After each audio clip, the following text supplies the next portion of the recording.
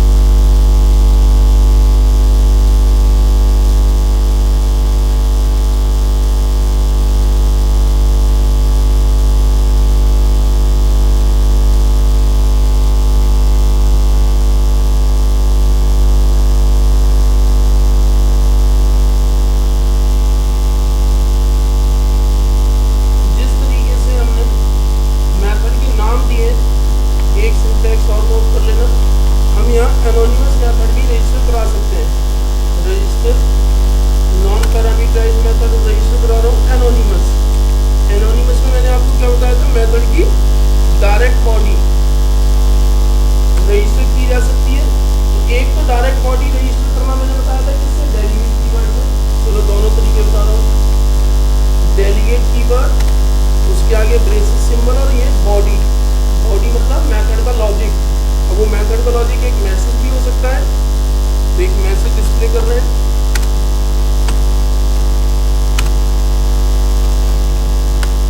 Right line hello test. जब हम run कराएंगे तो ये हेलो टेस्ट मेथड भी हमारा इन्वोक होगा, जिसमें ये इंस्ट्रक्शन है, तो ये टर्मिनेट भी होगा। भाई कंसोल डॉट राइट लाइन तो इंस्ट्रक्शन है ना, टर्मिनेट भी होगा। डायरेक्ट मेथड की बॉडी है ये, यहाँ से लेके यहाँ तक, जो किससे रजिस्टर की जा रही है, जो अप्रोच क्या है, एनोनिमस। वैल्यू इनपुट कर रहा है हेलो टेस्ट। वहीं हम पैरामीटराइज मेथड भी रजिस्टर कर सकते हैं। पैरामीटराइज से रजिस्टर कराते हैं, F dot register parameterize method. एक तरीका है एनोनिमस डायरेक्ट रजिस्टर कराने का, लैम्डा एक्सप्रेशन से। पैरामीटराइज रजिस्टर कराने तो यहाँ से मैं वैल्यू पास कर सकता हूँ कुछ, सॉरी हाँ, पैरामीटर डिक्लेयर कर सकता हूँ, इंटीजर एक्स कॉमा इंटीजर, और उसके लिए बॉडी यहाँ होगी, जहाँ पर हमें वेरिएबल भी डिक्लेयर कर सकते हैं,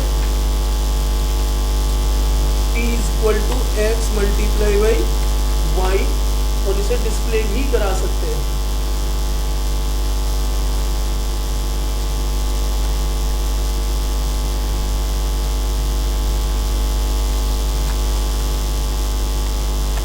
प्लस टी। तो यहाँ ध्यान से देखो, एक एनोनिमस मेथड रजिस्टर किया गया है, किस टाइप का, पैरामीटराइज, और एक रजिस्टर किया गया है non parameterize. Hello multiplication 1600 parameterize, और हेलो टेस्ट नॉन पैरामीटराइज, लेकिन अनोनिमस। अनोनिमस जिनका मेथड का नाम ही नहीं है, डायरेक्ट मेथड की बॉडी है डेलीगेट, और यही अनोनिमस रजिस्ट्रेशन हम इस तरीके से भी कर सकते हैं, लैम्डा एक्सप्रेशन से। उस केस में हमें डेलीगेट कीवर्ड लिखने की जरूरत नहीं है, सीधा ये ब्रैकेट सिंबल और उसके बाद उसकी बॉडी, और वो बॉडी किससे डिक्लेयर असाइन कर सकते हैं, लैम्डा एक्सप्रेशन। एसोसिएशन को रिप्रेजेंट कर रहा है मेथड की बॉडी, ये एसोसिएट की जाए। समझ में आ रही बात, नोट करो दोनों सिंटैक्स, ये भी और इससे अगला भी। जहां डायरेक्ट रन टाइम पर मेथड नेम रजिस्टर किया जा रहा है बॉडी मेथड की डेलीगेट से।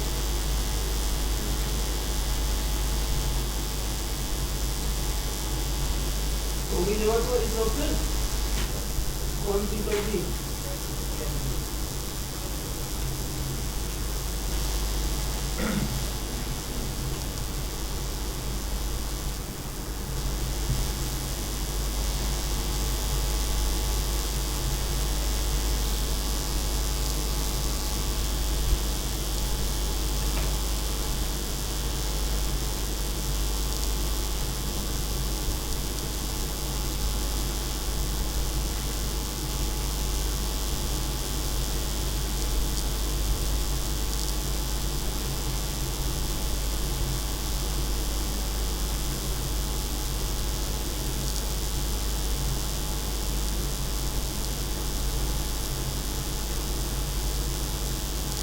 हो गया नोट सिंटैक्स।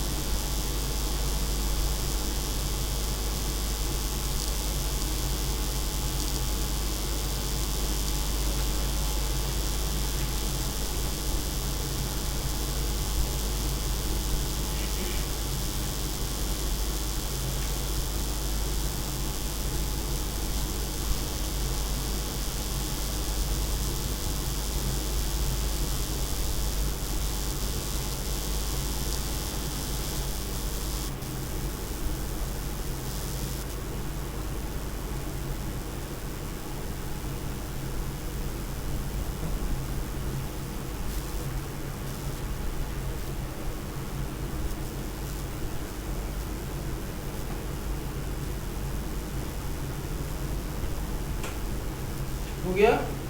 अब ये देखो, ये डेलीगेट कीवर्ड हटा देता, अगर डेलीगेट कीवर्ड हटा रहे तो इस ब्रैकेट के बाद फिर क्या है, एक्सप्रेशन यूज़ करना है, लैम्डा एक्सप्रेशन, बॉडी को रजिस्टर करके दिखाने के लिए, एसोसिएशन को दिखाने के लिए।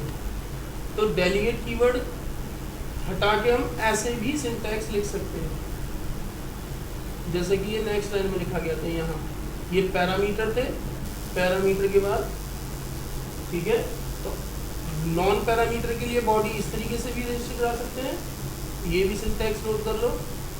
अब यहाँ से डेलीगेट कीवर्ड हटा दिया गया है, सिंपल। समझ में आ गया होगा अच्छे से डेलीगेट। नेक्स्ट हेडिंग डाल दीजिए असेंबली, नेक्स्ट हेडिंग डाल दीजिए असेंबली।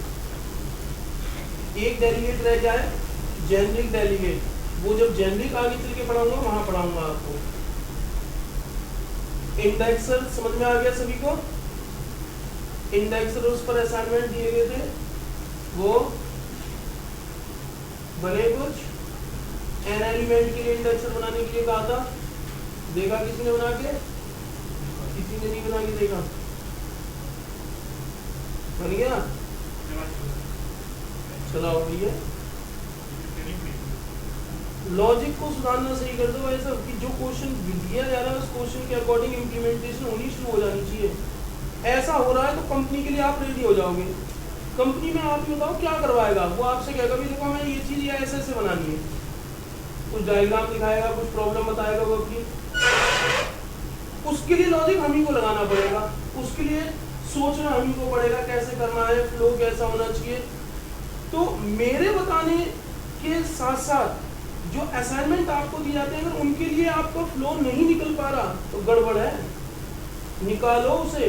नहीं निकाल पा रहे तो ढूंढो, ढूंढो और ये दिमाग चलना चाहिए तो प्रोग्रामिंग आती चली जाएगी, नहीं तो गड़बड़ होगी। क्योंकि हमें बनाना सीखना है, हमें दिमाग से फ्लो निकलना चाहिए।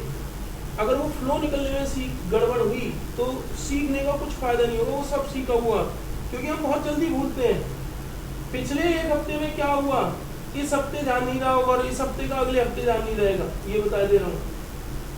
मैं भूल जाता हूँ, ये तो डेली चलते हैं कोडिंग, फिर भी मैं बहुत सारे सिंटैक्स और कभी कभी क्लास के नेम और गड़बड़ कर देता हूँ, मैं मुझसे हो जाती है। तो आप तो एक बार कर रहे हो इस काम को, इसलिए अपने लॉजिक को वैसे प्रैक्टिस से कन्वर्ट करते रहो एक्सपीरियंस में। चलिए आगे बढ़ते हैं। नेक्स्ट डाल दीजिए असेंबली। नेम स्पेस का हम पढ़ चुके थे, अगला टॉपिक की बात करते हैं असेंबली। हालांकि असेंबली का डिस्कशन मैंने स्टार्टिंग में ही बताया था। कौन बताएगा असेंबली क्या है, what is assembly?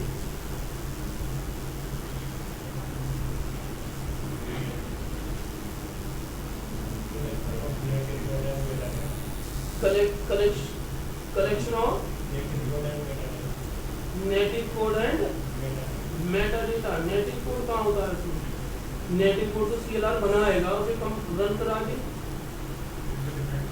IL code का, आईएल कोड होता है, नेटिव नहीं होता, IL code, MSIL code. Native code तो सीएलआर जब एग्जीक्यूट करेगा तो रन टाइम पे कन्वर्ट करेगा मशीन में, तो बनेगा।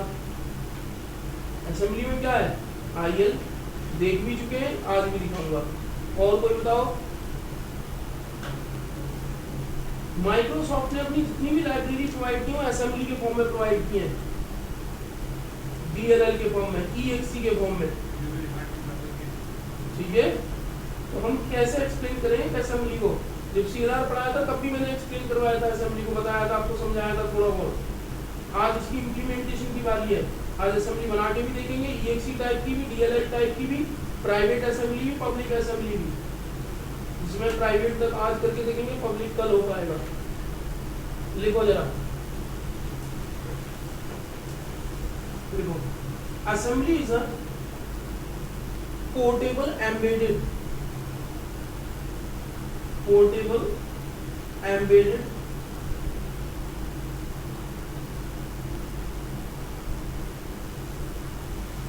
आर्चिव फाइल, कंप्रेस्ड फाइल लिखो, portable embedded compressed file like as a zip. जैसे जिप होती है, जिप क्या होती है? Compressed. It is a container of, एक कंटेनर है अपने आप में, it is a container of MSIL code, manifest file, manifest file होती है हमारी, it is a container of MSIL code, manifest file and embedded resources, embedded resources where MSIL code is the symbolic instructions, symbolic line by line instructions। देख भी चुके हो, आपको दिखा भी चुका हूं, line by line symbolic instructions that interpret by the CLR। जिसे इंटरप्रेट कौन करता है? CLR। whereas manifest file, whereas manifest file, एक फाइल क्या होती है उसमें? manifest। whereas manifest file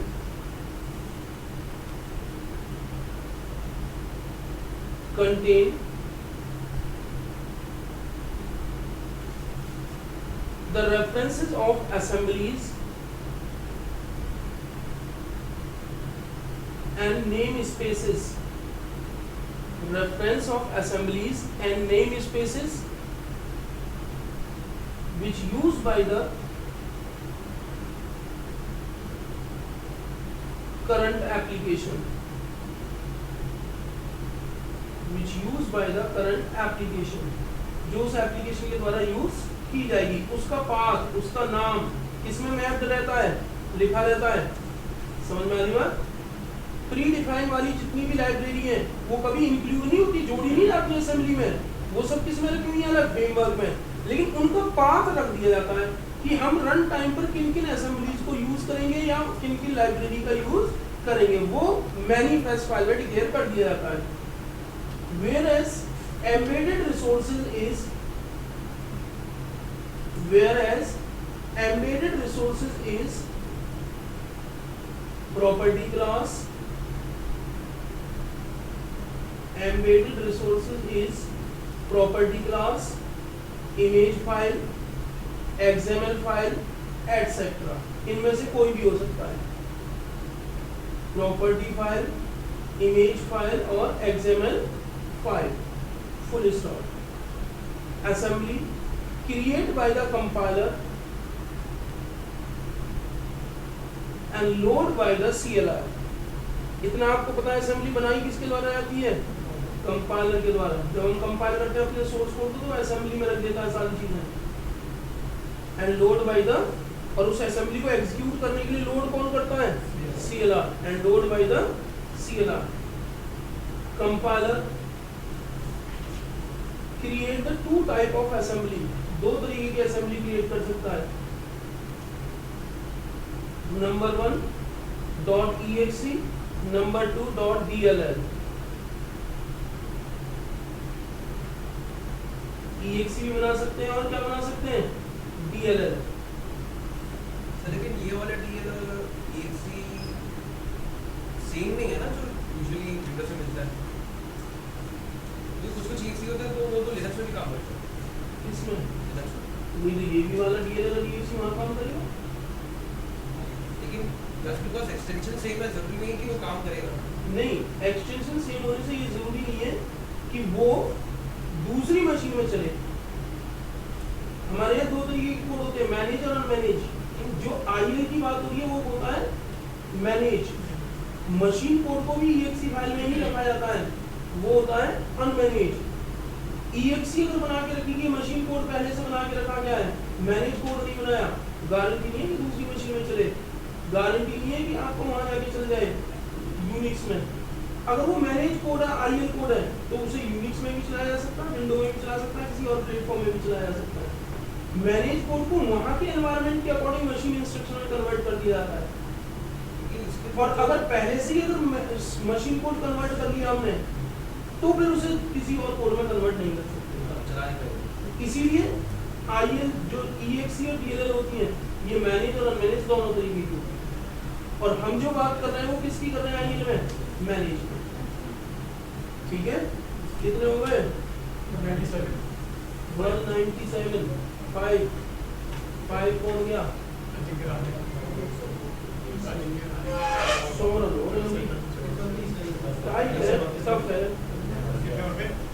tough है, बिल्कुल ही किस्मत एकदम खेल गए तो एक अलग बात है। चलो आगे देखो। 100 कितने बोलोगे?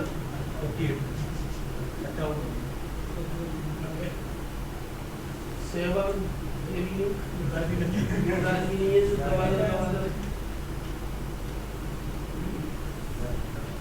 देखो जरा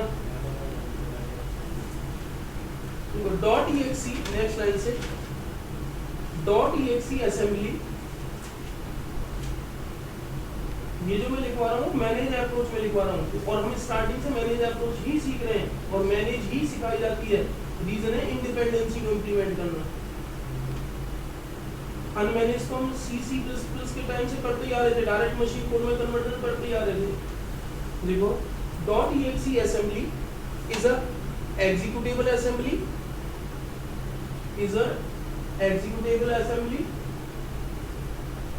which must be contained entry point bracket में लिख देना मेन मेथड। मतलब .exe जो भी होगा उसमें एक एंट्री पॉइंट जरूर होगा, तभी वो .exe होगी, वरना DLL होगी। समझ में आ रही बात? तो .exe का मतलब है एग्जीक्यूटेबल, .exe का मतलब है एंट्री पॉइंट होगा। एंट्री पॉइंट का मतलब क्या? कौन सा method? Main method.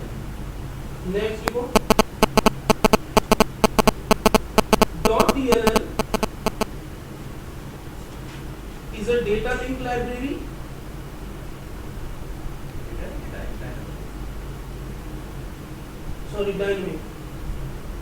Dynamic link library. एक डेटा लिंक लाइब्रेरी को बोला जाता है dynamic link library which is a reusable assembly. इसे रीयूजेबल असेंबली भी कहा जाता है। Which is a reusable assembly that direct not execute by the CLR। इसे डायरेक्ट एग्जीक्यूट नहीं करा सकते CLR से। Direct not execute by the CLR। It use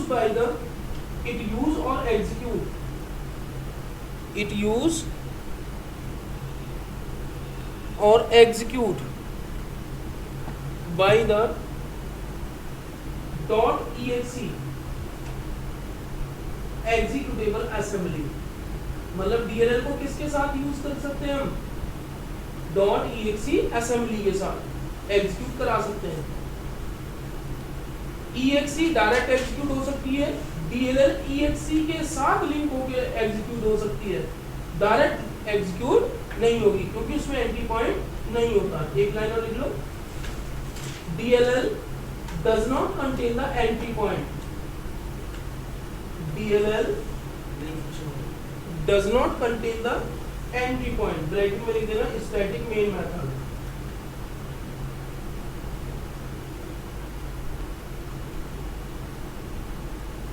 ध्यान से देखो, ये अभी जो एप्लीकेशन है, ये हमारी कौन सी एप्लीकेशन है? Console application 7। इसके अंदर मेन है। तो जब मैं इसे कंपाइल करता हूँ, बिल्ड करता हूँ, बिल्ड का मतलब है सिर्फ कंपाइल करना, कंपाइल हो गया सक्सेस हो जाएगी, रन नहीं कराई तो एक असेंबली बन चुकी होगी। और देखो ये लिखी आ रही है, क्या लिखी आ रही है? console7.exe। console7.exe नाम की असेंबली बन चुकी है। समझ में आ रही बात अच्छे से? इसका मतलब, और देखो ये कहां पर बनी हुई है, इसका पाथ भी बता रहा है। ई ड्राइव में NAC PRG console application 7 bin debug और console7.exe, ये एक असेंबली है। इस असेंबली को हम ओपन करके देख सकते हैं। इसके अंदर हमें मैनिफेस्ट मिलेगा, MSIL कोड मिलेगा, हम उस MSIL कोड को देख सकते हैं। समझ में आ रही बात? किस तरीके से देख सकते हैं पहले भी आपको दिखा चुका हूँ, जिसके लिए हमें एक visual studio command prompt open करना होगा और एक अपना ILDSMLR टूल का यूज करना होगा। तो मैंने एक visual studio command prompt open किया और यहाँ पर ILDASM टूल का यूज कर रहा हूँ। जब मैं इस ILDSM टूल का यूज करूंगा, ओपन होने के बाद ये हमें एक फाइल सिलेक्शन ऑप्शन देगा, जहां से हम फाइल ओपन कर सकते हैं, मतलब असेंबली, और ओपन करके उसका IL कोड देख सकते हैं। तो कंसोल एप्लीकेशन 7 ई ड्राइव में है, ई ड्राइव में नेट PRG में कंसोल एप्लीकेशन 7 बिन फोल्डर के अंदर डीबग होता है, क्योंकि अभी डीबग मोड में बन रही है एप्लीकेशंस। और इसके अंदर ये जो कंसोल एप्लीकेशन 7 है, ये हमारी क्या है, असेंबली। ध्यान से देखो, जितने भी नेम स्पेस बनाए थे वो नेम स्पेस F1, एक मैनिफेस्ट फाइल, और ये सारे हमारे क्या है, डेलीगेट्स और क्लास। डेलीगेट क्लास टाइप होता है, इसलिए क्लास लेवल पे ही दिख रहा है, डेलीगेट 1, डेलीगेट 2, फ्रेमवर्क एक क्लास बनाई थी, टेस्ट बनाई थी, BC क्लास बनाई थी। हम टेस्ट क्लास में जाएं तो यहाँ ध्यान से देखो, dot class method delegate anonymous type के मेथड देखो ये डिक्लेयर किए गए मेन क्लास में ही, टेस्ट क्लास में ही। स्टैटिक टाइप के डिक्लेयर कर दिए जाते हैं, देखो ये private static delegate 1, private static delegate 2। समझ में आ रही बात अच्छे से? तो जो एनोनिमस मेथड होते हैं, और साफ लिखा रहा है एनोनिमस मेथड जो हमने रजिस्टर किए थे, वो एनोनिमस मेथड हमेशा उसी क्लास में एज ए स्टैटिक डिक्लेयर कर दिए जाते हैं जिस क्लास में हम डायरेक्ट रजिस्ट्रेशन कर रहे हैं। कभी कभी इंटरव्यू में पूछ लिया जाता है कि भाई जो मेथड रजिस्टर किया, तो मेथड तो क्लास से एसोसिएट होता है, भले ही हम एनोनिमस दे रहे हैं वो ठीक है, तो क्लास से एसोसिएट होता है, तो किस क्लास में डिक्लेयर होता है? तो जिस क्लास में उसका रजिस्टर करना है उसी में स्टैटिक डिक्लेयर कर दिया जाता है, और उसको प्रूव है असेंबली। अच्छा हुआ यही असेंबली ओपन करके देख ली, और अभी डेलीगेट भी चलाया था हमने, तो प्रूफ भी मिल गया हमें उस चीज का। आगे बढ़ते हैं, इतना आप स्टार्टिंग से देखते आ रहे हो। वॉइड कंस्ट्रक्टर है, और ध्यान से देखो यहाँ पर एनोनिमस मेथड जो हमने रखे थे, दो रखे थे, एक तो पैरामीटराइज टाइप का जिसे B0 नाम दिया गया है, और एक हमें क्या दिया गया है, समझ में आ रही बात? मैं मेन को ओपन करने जा रहा हूं। मेन को जब हमने ओपन करके देखा तो ये उसका IL कोड है, ये सारा क्या दिख रहा है, IL कोड। किसका IL कोड? जो अभी हमने कोड लिखा था, रजिस्ट्रेशन कराया था, इन्वोक किया था, उन सब का IL कोड है। वेरिएबल डिक्लेयर किए थे, आ रही बात समझ में, क्लास वेरिएबल डिक्लेयर किए थे यहाँ पर, और उसके बाद फिर मेथड से हम यहाँ रजिस्ट्रेशन करा रहे थे। ये रहा रजिस्ट्रेशन फ्रेमवर्क। तो देखो ये इंस्टेंस मतलब ऑब्जेक्ट मेंबर के लिए कॉल किया रहा है, और इंस्टेंस मेंबर के लिए जब भी कॉल होता है तो हमेशा कॉल वर्चुअली करता है, कॉल वर्चुअल रन टाइम पर बाइंडिंग मिलेगी जिसके लिए। समझ में आ रही बात? कॉल वर्चुअल रजिस्टर, और देखो यहाँ पर क्या आ रहा है पैरामीटर, डेलीगेट 2 टाइप। समझ में आ रही बात अच्छे से? तो डेलीगेट 2 टाइप, और डेलीगेट 2 टाइप का यहाँ पर जब हमने रजिस्ट्रेशन कराया तो ये अपने आप इम्प्लिसिट ऑब्जेक्ट बनाया गया है। देखो न्यू ओबीजे डेलीगेट 2 का ऑब्जेक्ट, डेलीगेट ऑब्जेक्ट से रेफरेंस पास किया गया, अगर कोई पैरामीटर है तो पैरामीटर पास किया जाएगा उसका। समझ में आ रही बात अच्छे से? तो यहाँ मेथड रजिस्टर किया जा रहा है, तो ये सब क्या है, ये IL कोड, ये आपको पहले भी दिखा चुका हूँ। तो ये हमें किससे देखने को मिल रहा है, असेंबली से। ऐसे ही ये है मैनिफेस्ट, ये है नेम स्पेस। नेम स्पेस में कोई क्लास होगी तो वो इस तरीके से होगी, क्लास 1। इसे भी हम ओपन करके देख सकते हैं। क्लास में क्या है, टेस्ट कंस्ट्रक्टर, एक क्लास रेफरेंस डॉट क्लास। ऐसे ही मैनिफेस्ट को ओपन करके देखना चाहते हैं, ध्यान से देखो मैनिफेस्ट में साफ दिखा रहा है ये एक असेंबली को यूज कर रहा है, क्योंकि हम कंसोल लेवल काम कर रहे हैं, कोर लेवल वर्क करके देख रहे हैं, और कोर लेवल पे जो फ्रेमवर्क लाइब्रेरी यूज होती है वो MS कोर लिब। MS कोर लिब एक प्री डिफाइंड लाइब्रेरी है फ्रेमवर्क की, .dll है। तो कौन सी लाइब्रेरी यूज की जा रही है, एक्सटर्न से उसे डिक्लेयर किया है, वर्जन क्या है उसका, कल्चर क्या है वो। उसके बाद कंसोल एप्लीकेशन 7 में ज्यादातर रिफ्लेक्शन से यूज की जाती है चीजों को रन कराने के लिए, तो रिफ्लेक्शन के क्लास के नेम है यहाँ जो CLR के द्वारा यूज किए जाएंगे, तो उनके पाथ डिक्लेयर किए गए ये सारी चीजें। तो मैनिफेस्ट में कुछ नहीं होता, सिर्फ एक पाथ डिक्लेयर किया जाता है किस असेंबली वगैरह का हम यूज कर रहे हैं। तो समझ में आ रही बात अच्छे से? ये सब क्या दिखाई दे रहा, मेटा डेटा।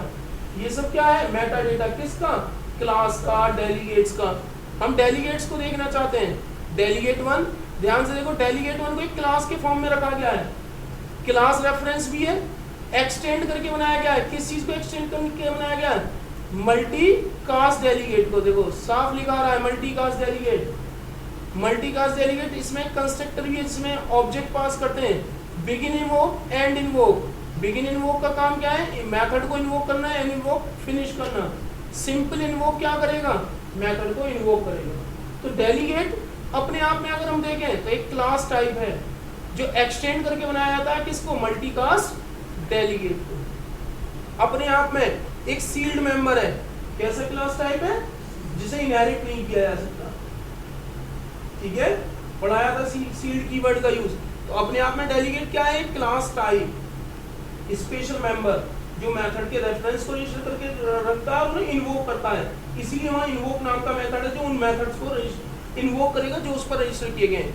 ये डेलीगेट 2 जो पैरामीटराइज टाइप का था, ये भी मल्टी कास्ट डेलीगेट को लेके बनाया गया है, लेकिन ध्यान से देखो ये इन्वोक कर रहा है पैरामीटर टाइप के मेंबर्स को।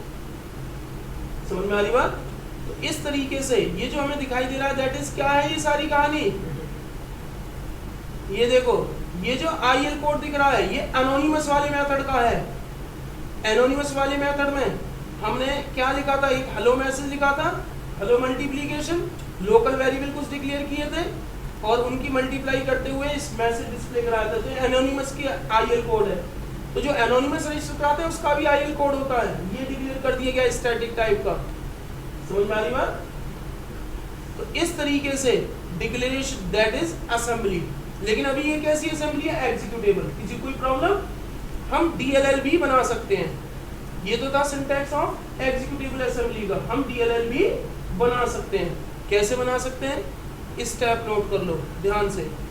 एक डीएलएल बनाने के लिए फाइल, न्यू, प्रोजेक्ट। डीएलएल मतलब होता है reusable assembly, dynamic link library बनाने के लिए, जिसके लिए हमें प्रोजेक्ट सेलेक्ट करना पड़ता है क्लास लाइब्रेरी।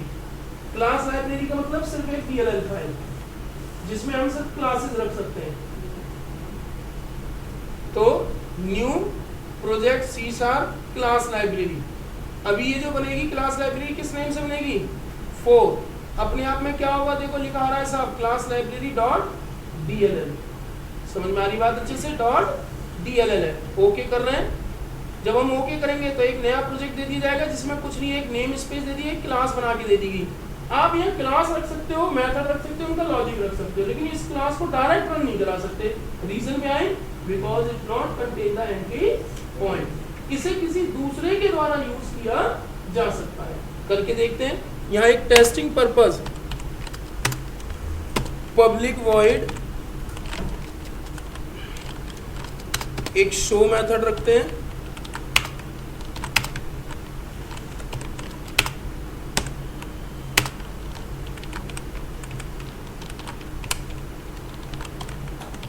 Class 1 show. एक कैसी क्लास रखी गई है? Public class. यहां पर ऐसी मैं एक क्लास डिक्लेयर करने वाला हूं क्लास 2, लेकिन इसे पब्लिक नहीं बना रहा। रीजन है आज हम असेंबली को यूज कर रहे हैं, असेंबली को दूसरी जगह यूज किया जाएगा। तो आपको एक कहानी बताई गई थी स्टार्टिंग में कि बाय डिफॉल्ट क्लास इंटरनल होती है और इंटरनल क्लास सेम असेंबली में एक्सेसिबल होती है, दूसरी असेंबली में एक्सेसिबल। तो वही मैं कर रहा हूँ। क्लास 2 इंटरनल बन गई, क्लास 1 पब्लिक बन गई। इसका मतलब दूसरी असेंबली में अगर हम यूज करेंगे तो सिर्फ क्लास 1 को यूज कर सकते हैं, सेम असेंबली में हम क्लास 2 को यूज कर सकते हैं। क्लास 2 का एक मेथड शो, यहाँ मैसेज दे दे रहे हैं क्लास 2 शो, और मैं चाहता हूँ इस शो मेथड को इस क्लास से यूज किया जाए क्योंकि इंटरनल तो यूज किया जा सकता है। तो मैं यहाँ शो टू क्लास 2 का एक ऑब्जेक्ट बना रहा हूँ यहाँ इस मेथड में, और सी डॉट हम उसका कौन सा मेथड कॉल कर रहे हैं? ध्यान से देखो, इस क्लास का यूज इंटरनल किया जा रहा है, लेकिन इस क्लास का यूज एक्सटर्नल किया जाएगा बाहर मेन के द्वारा, किसी दूसरी EXE के द्वारा। बिल्ड करते हैं। जब बिल्ड करेंगे तो ये एक DLL फाइल बना देगा। ये रहा क्लास लाइब्रेरी 4 में क्लास लाइब्रेरी डॉट DLL। हम इसे भी IL डीअसेंबल से देख सकते हैं इसका IL कोड। फिर से चला के दिखा रहा हूँ, IL डीअसेंबल। अब की बार DLL का देखना चाहते हैं हम। ओपन ई ड्राइव में नेट PRG नाम के फोल्डर में class library 4 bin debug EREDLL, class library 4 DLL open करते हैं इसे, तो वही मैनिफेस्ट और ये नेम स्पेस में दो क्लास 1 और क्लास 2। क्लास 1 क्लास 2 को ओपन कर सकते हैं, मेटा डेटा दिखा रहा है हमें क्लास 1 क्लास 2 का। हम उसके शो मेथड का लॉजिक देख सकते हैं। शो मेथड एक स्ट्रिंग कांस्टेंट मेंबर IDSTR और उस स्ट्रिंग को पास किया जाएगा राइट लाइन मेथड में रन टाइम पर। IL कोड है, समझ में आ रही बात अच्छे से। ऐसे ही ये एक हमारी कैसी क्लास है, ध्यान से देख लो, यहाँ दिख जाता है डॉट क्लास प्राइवेट है। इंटरनल क्लास हमारी बाय डिफॉल्ट प्राइवेट होती है असेंबली में, लेकिन स्पेसिफायर इंटरनल होता है उसका ऑब्जेक्ट क्लास डायग्राम के अकॉर्डिंग, जबकि ये कैसा है पब्लिक। समझ में आ रही बात, ये कैसा है, इस क्लास को कैसा बनाया गया था, क्लास 1 को पब्लिक बनाया गया था, इससे पहले कुछ नहीं लगाया तो इंटरनल है। समझ में आ रही बात, लेकिन असेंबली में उसकी एंट्री हमेशा कैसी होती है, प्राइवेट के फॉर्म में। तो ये और मेटा डेटा इसका देखें, मैनिफेस्ट देखें, तो मैनिफेस्ट में यहाँ कोर लिब यूज हो रही है, वही रिफ्लेक्शन वाली जो CLR के द्वारा यूज की जाएंगी, कॉमन होती है सभी में। तो मैनिफेस्ट लगभग सबकी कॉमन मिलेगी, क्योंकि उसमें किन प्री डिफाइंड फ्रेमवर्क का यूज किया रहा है लाइब्रेरी का, वो डिक्लेरेशन होगा। क्लोज कर रहा हूँ। किसी को कोई प्रॉब्लम यहाँ पर, DLL भी बना सकते हो आप और EXE भी बना सकते हो। नेक्स्ट, ये DLL बंद हो गई, मैं इसे रन करा रहा हूँ तो साफ मना कर देगा, an output type class library can not be start directly. हम इसे डायरेक्टली स्टार्ट या रन नहीं कर सकते, तो हम इसे किस में यूज कर सकते हैं, एक दूसरी एप्लीकेशन में इसे लिंक करके यूज किया जा सकता है। तो लिंक करके हम यूज करना चाहते हैं, लिंक करके यूज करने के लिए इसे मिनिमाइज करते हैं, इसी का एक दूसरा इंटरफेस ओपन करते हैं। कंसोल एप्लीकेशन अभी हम 7 बना रहे थे, उसी को ओपन करते हैं। 7 में उसे लिंक करेंगे। कैसे लिंक करेंगे, ध्यान से देखो। किसी भी DLL को दो तरीके से लिंक किया जा सकता है, पब्लिक लिंक, प्राइवेट लिंक। अभी जो मैं लिंक करने जा रहा हूं प्राइवेट लिंक होगा। प्राइवेट लिंक से मतलब किसी एक फोल्डर से उसे लिंक किया जा रहा है DLL को। वहीं पब्लिक लिंक वो कहलाएगा जब हम उसे OS फ्रेमवर्क में रजिस्टर करा देंगे, गैग में रजिस्टर करा देंगे और वहां से एप्लीकेशन का यूज करें। ज्यादातर जितने भी प्री डिफाइंड फ्रेमवर्क लाइब्रेरी हैं जो मैक्सिमम एप्लीकेशन के द्वारा यूज की जाती है, कॉमन होती है, वो गैग में रजिस्टर करा दी जाती है और गैग से डायरेक्ट यूज की जाती है बाय द एप्लीकेशन। अभी पता चलेगा, ये कल की क्लास में बात करेंगे नेक्स्ट में। अभी मैं जो आज यूज करके दिखा रहा हूँ प्राइवेट यूज ऑफ असेंबली। देखते हैं यहाँ पर मैं उस क्लास का ऑब्जेक्ट कैसे इन्वोक कर सकता हूँ। उस असेंबली का पाथ ऐड करने के लिए हमें एक काम करना होगा, और वो टास्क क्या होगा, अपने सॉल्यूशन एक्सप्लोरर पे जाके राइट क्लिक करके, ये स्टेप आप नोट कर सकते हो, राइट क्लिक करके ऐड रेफरेंस। जब भी हम ऐड रेफरेंस करेंगे, इसका मतलब प्री डिफाइंड फ्रेमवर्क लाइब्रेरी को ऐड करना चाहते हैं, यूजर डिफाइंड लाइब्रेरी को यूज करना चाहते हैं। तो हम अब लाइब्रेरी कैसी बना चुके हैं, user defined DLL। Add reference वो हमें ओपन करके दे देगा फ्रेमवर्क की प्री डिफाइंड, ये है सारी। वहीं हम उसे अपने पर्टिकुलर पाथ से ऐड कर रहे हैं, फ्रेमवर्क में रजिस्टर नहीं है अभी हमारी गैग में, तो हमारी लिस्ट में नहीं मिलेगी वो। अभी हमें कहाँ से मिलेगी, ब्राउज पर्टिकुलर पाथ से, जिसे कहा था प्राइवेट एक्सेस। ब्राउज में जाके ब्राउज सेलेक्ट करेंगे, और वो कौन सी लाइब्रेरी बनाई थी हमने, नेट PRG में क्लास लाइब्रेरी 4 के अंदर जाके बिन में डीबग में क्लास लाइब्रेरी 4.dll ओके करेंगे। ओके, वो क्लास लाइब्रेरी 4 यहाँ ऐड हो जाएगी। देखो यहाँ पहले से क्लास लाइब्रेरी 3 भी ऐड है, और आज क्या हो गई, पहले किसी को चला के दिखाई होगी, इसे डिलीट कर देते हैं, रिमूव। 4 हमने अभी ऐड कर दिया, किसी को कोई प्रॉब्लम। तो जब हम DLL को यूज करते हैं तो ऐड रेफरेंस करके उसका पाथ ऐड किया जाता है, लाइब्रेरी पाथ बताया जाता है। और ये ऐड करने का मतलब क्या है, मैनिफेस्ट में एक एंट्री और हो जाना। जैसे वहां मैनिफेस्ट में क्या लिखा रहा था, अभी लिखा था एक्सटर्न और MS कोर लिब, अब लिखाएगा एक्सटर्न MS कोर लिब भी और एक्सटर्न क्लास लाइब्रेरी 4 भी। एक एंट्री और हो गई होगी मैनिफेस्ट में, क्योंकि ये DLL लाइब्रेरी के फॉर्म में है। अब मैं इस क्लास का ऑब्जेक्ट बनाना चाहता हूँ, तो हम यही एक क्लास का ऑब्जेक्ट बना सकते हैं, पहले नेम स्पेस यूज कर सकते हैं या डायरेक्ट भी बना सकते हैं। तो नेम स्पेस किस में रखा गया था, क्लास लाइब्रेरी 4 में। देखो अब वो नेम स्पेस यहाँ दिखने लगेगा आपको, डॉट, उसकी एक ही क्लास यूज हो रही है, दूसरी क्लास आई नहीं।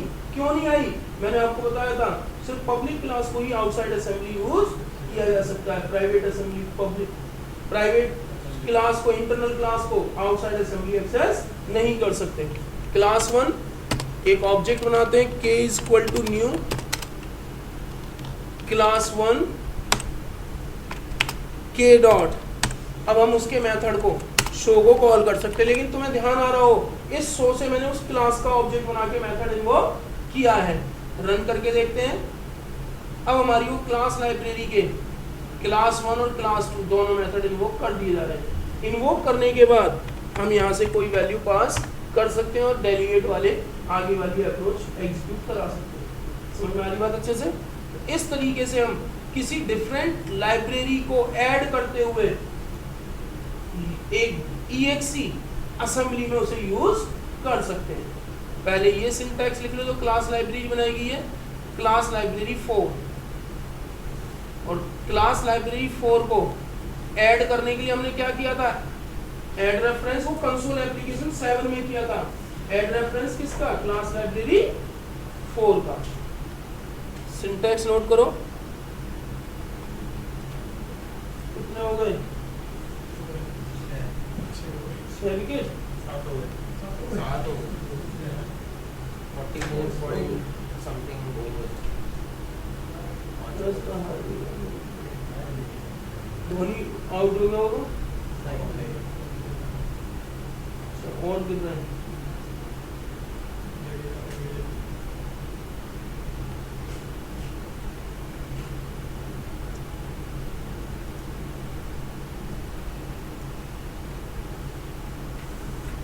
ये कमी शुरू से नजर आती दिख रही थी। ये इसमें इनमें क्या था, जो जम जा रहे थे वो जैसे जम जा रहे थे, या गिर रहे थे तो गिरते चले आ रहे थे। देखा गया है अगर पूरी सीरीज में कंक्लूजन निकाले तो मिड ऑर्डर में धोनी और वो ज्यादा सही चले तुम्हारे जडेजा। ऊपर वाले ऑर्डर में 1-2 बार धवन सही चल गया, 1-2 बार कोई और चल गया, मतलब ढंग से नहीं चले कंटिन्यू।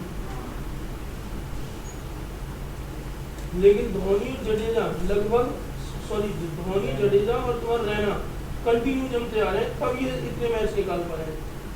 अगर एक कंक्लूजन निकाला जाए तो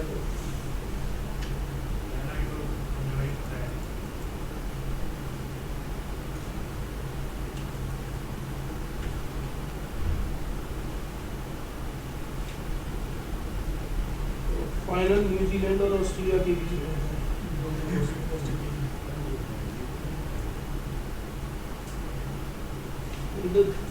दोनों ही तगड़ी टीम है दिमागी चलो। न्यूजीलैंड भी इस समय कम नहीं है भाई साहब, कह के टारगेट करती है, जो अभी तक देख पूरा कंक्लूजन निकला है।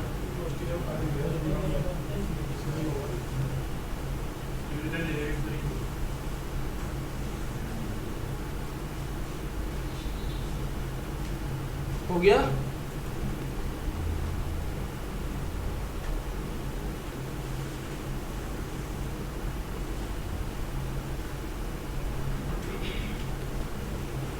ये हमने जो बनाया था क्या था, क्लास लाइब्रेरी 4 लिख लेना ऊपर, क्लास लाइब्रेरी 4 ब्रैकेट में लिख लेना DLL।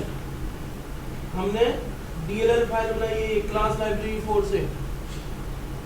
इसे हमने यूज किस में किया था, कंसोल एप्लीकेशन 7 में। तो कंसोल एप्लीकेशन 7 में सिर्फ ये 2 लाइन नोट करो, लेकिन इसके आगे लिख देना एरो की करके, राइट क्लिक करके हमने रेफरेंस ऐड किया है, ऐड रेफरेंस।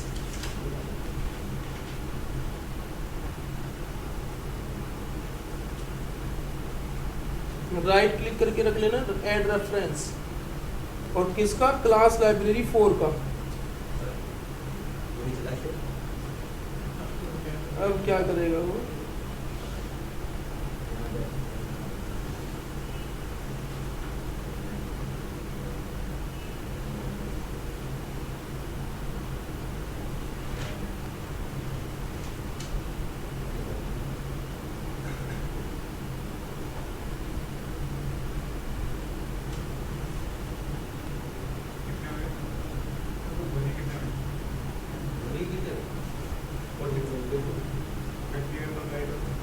अब किसने क्या बनाया, इससे क्या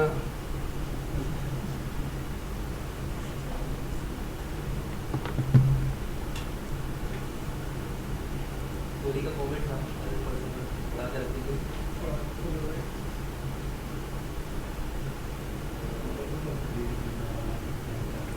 कोहली चला नहीं, शुरू में एक दो चल जाता तो जीत सकते थे। हो गया।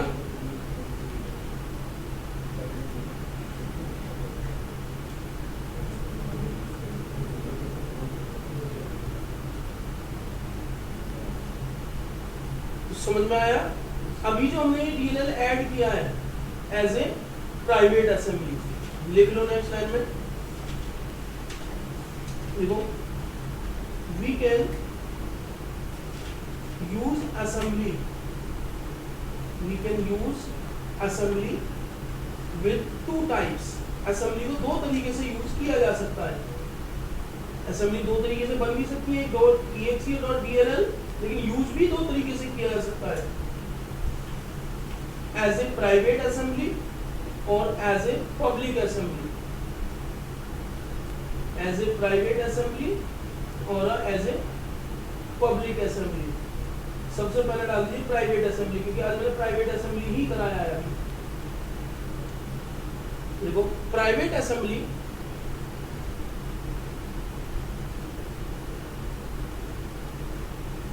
used by the application, used by the application with help of add reference tool, add reference tool, add reference के नीचे अंडरलाइन कर लेना, करवाया था add reference, राइट क्लिक करके add reference, which add the DLL reference with the current application, DLL library reference with the current application, and copy the DLL library file, and copy DLL library file into application bin folder, into application bin folder. किसमें copy कर देता है वो, application bin folder में। कैसे कैसे पता चलेगी बिन फोल्डर में कॉपी की है, दिखाता हूँ। सॉल्यूशन एक्सप्लोरर पे राइट क्लिक करोगे, राइट क्लिक करोगे, open folder in file explorer, तो फाइल एक्सप्लोरर से क्या खुल जाता है हमारा, उसका पाथ। बिन फोल्डर दिख रहा है हमें, बिन के अंदर डीबग, डीबग में हमारी ध्यान से देखो class library for DLL copy कर दी गई है या नहीं, और ये कॉपी किससे हुई है, ऐड रेफरेंसिंग। और हमारी एक्चुअल असेंबली एग्जीक्यूटेबल कौन सी है, exe7, ये DLL है। ये मैं जब इस पे क्लिक करूंगा तो वो क्लास लाइब्रेरी 4 को यूज कर रहा है, और हमने जो कोड लिखा था वो कोड एग्जीक्यूट कर रहा है। अगर मैं इस DLL को यहां से उठा के किसी दूसरे फोल्डर में मूव कर दूं और अब कंसोल एप्लीकेशन 7 को रन कराऊं, तो देखो एक एक्सेप्शन आएगी, IO file not found exception, could not load the file, और empty class library 4 version this. इसका मतलब क्या हुआ कि जब हम इसे रन करा रहे हैं तो CLR उस असेंबली को लोड कर रहा है, सर्च कर रहा है, सर्च कर रहा है और लोड कर रहा है। सर्च की वो असेंबली मिली नहीं, क्योंकि मैंने आपको क्या कर दिया, वहां से बिन फोल्डर से हटा दिया, इसीलिए वो हमें एक्सेप्शन शो कर दी गई। मैंने इसे न्यू फोल्डर में रख दिया था, मैं यहाँ से इसे फिर से कट कर रहा हूँ और फिर से यहीं कॉपी कर रहा हूँ, जो ये प्रूव कर रहा है कि ये असेंबली रन टाइम पर सर्च की जा रही है और लोड की जा रही है। अब यहाँ हम कुछ भी वैल्यू दें, आ रही बात अच्छे समझ में, जो कि कहलाती है हमारी मल्टीपल कॉपी। एक लाइन और लिख लो, प्राइवेट असेंबली होगी 1 टीम, तो 9 विकेट चले गए। हार भी है। पिछला विकेट था, उसके बाद तो अभी 0 पे गया, बस बॉल पे। बॉलर हैं, अभी क्या करेंगे, उनके बस की गाड़ी बैट मुश्किल से तो पकड़ा जाता है। देखो लिखो private assembly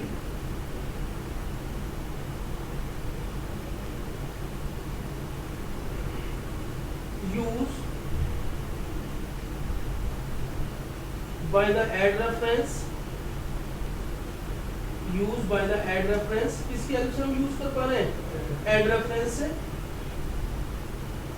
which create the multiple copy हमेशा प्राइवेट असेंबली की मल्टीपल कॉपी होती चली जा रही है which create the multiple copy of assembly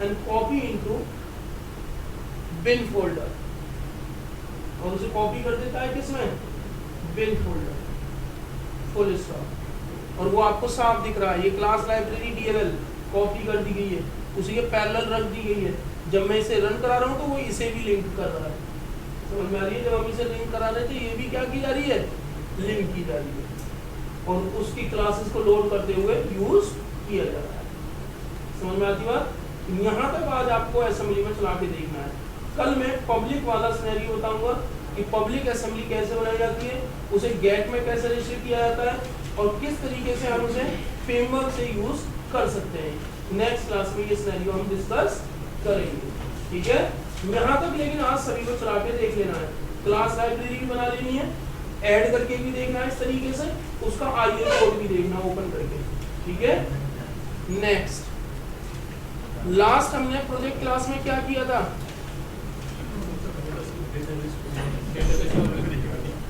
last class में हमने डेटाबेस कनेक्टिविटी की थी एक रजिस्ट्रेशन फॉर्म बनाया था चलिए आगे बढ़ते हैं किस किस का बन गया वो रजिस्ट्रेशन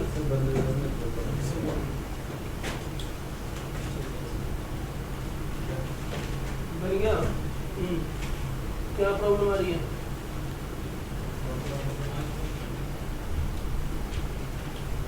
टेबल क्रिएटर में प्रॉब्लम आ रही है वो चल ही नहीं रहा ऐड दीजिए तो कोड चेक कराओ एक बार लेवल से चेक कराओ ठीक है वो कुछ कोड गड़बड़ हो रहा है मैच करो वीडियो से गलती पकड़ में आ जाएगी